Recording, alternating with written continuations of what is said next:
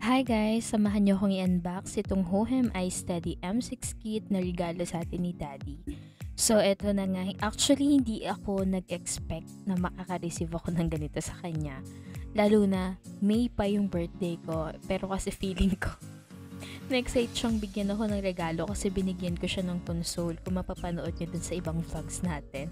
So, eto na nga. Kasi mahilig ako mag-video-video eh. So, binigyan niya ako ng stabilizer na pang pro, which is hindi ko pa siya alam gamitin. So, explore natin siya.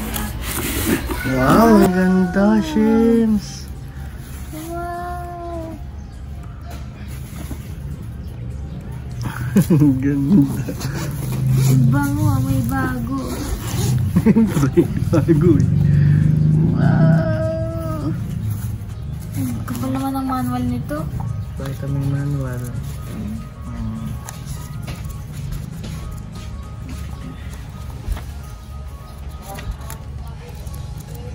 Iba-ibang salita pala kaya napakadami.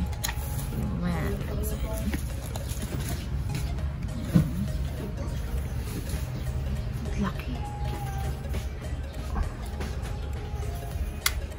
Tabi-tabi niya.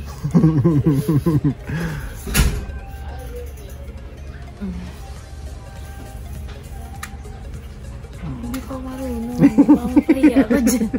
Hindi, next vlog na yung ano, yung pagtatry mo. Kung ano lang yung mga nasa box na kasama. Kasama siyang tripod. Para pagka ano, no, sitting vlog.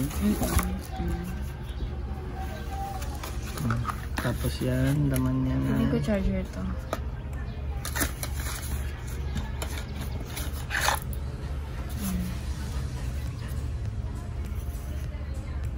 USB, Type-C, Type-C to Type-C.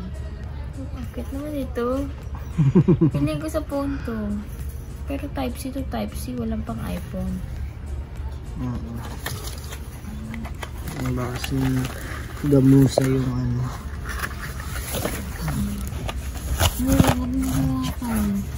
Pinapakita ko sa vlog. Tapos dito may packet pa siya, lagayan ng mga condom. Tapos ito yung pinaka may screen dito. Yan, controller. Parang hindi ko nagagamit yung DJI ko. Pindutan.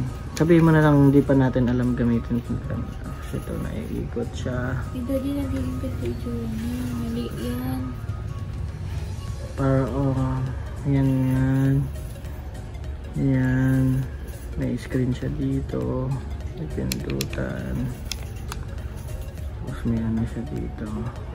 Meron siya dito. Controller. Yan. Pindutan dito. Pindutan doon. Naikot siya. Dito sa likod, mayroon pa rin pindutan. Napakadaming pindutan. Yan lang.